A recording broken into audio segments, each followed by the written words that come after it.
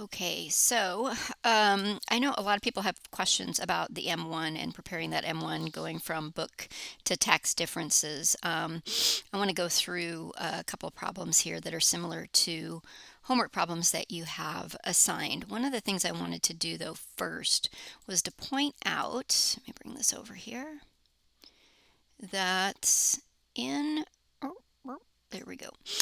In your module here under chapter 15, there is this M1 image. Um, you'll see here that what this is, it's exactly that. It's an image of how an M1 is prepared, the left side and the right side here. So I just wanted to go through real quickly what is contained in this image. I find it helpful for me. I think students have in the past have found it helpful as well.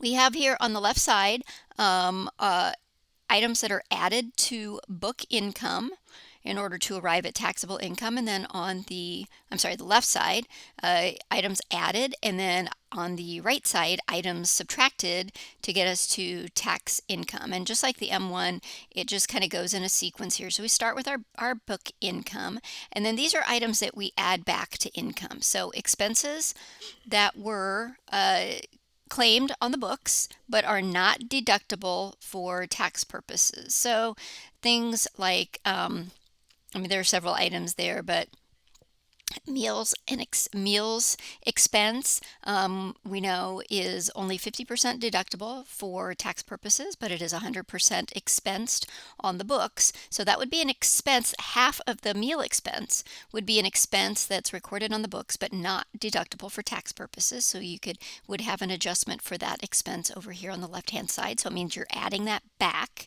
to the book income. Income for tax purposes, but not income for book purposes. This is mostly timing difference. So if you have say you have your books are accrual basis, so you've got receivables and you've claimed income that isn't claimed on the books in a prior year, wasn't claimed in the books on a prior year, but then you collect that income in this year. That means that you've got income that is taxable because you would be recording it on a cash basis, but it's already been recorded as income on the books. So that would be a tax difference there that would be added. Then you've got your subtotal down here.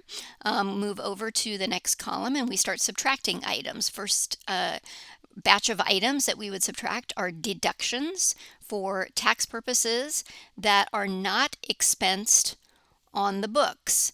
So things like, let me see, well, depreciation would be one. If we have, we have accelerated depreciation for tax purposes, then oftentimes we'll use straight line depreciation for book purposes. So in the early years of an asset's life, you would have more depreciation on for taxes than you would have for books. So the difference between those two depreciation amounts would be then a subtraction from that book income. And then the fourth category, and these are just general categories. We have a lot of items that could be slotted into these categories. But the fourth general category is income for book purposes, but not for tax purposes. So things like municipal interest. So that tax exempt interest that we know is not going to be included in the taxable income, but it is included on the financial statements for book income purposes. And so you just kind of you start adding these things in and then subtracting these items here, and we go from book income at the beginning to tax income or loss. We may have a book loss as well. We might be starting with a book loss rather than a gain. But whatever we had on the financial statement, the income statement, that's what would go in on the very first line on that M1. So that being said, I just pull this over here. I want to take a look at some of these problems. So you have a very similar, but not exactly the same problem on your homework. So let's just take a look at the first one. I am going to divide this up probably into shorter segments. In fact, I tell you what, I'm going to pause this here, and then the next segment we will go over A, and then we'll go through each of these individually in individual recordings. Makes it a little more manageable for you.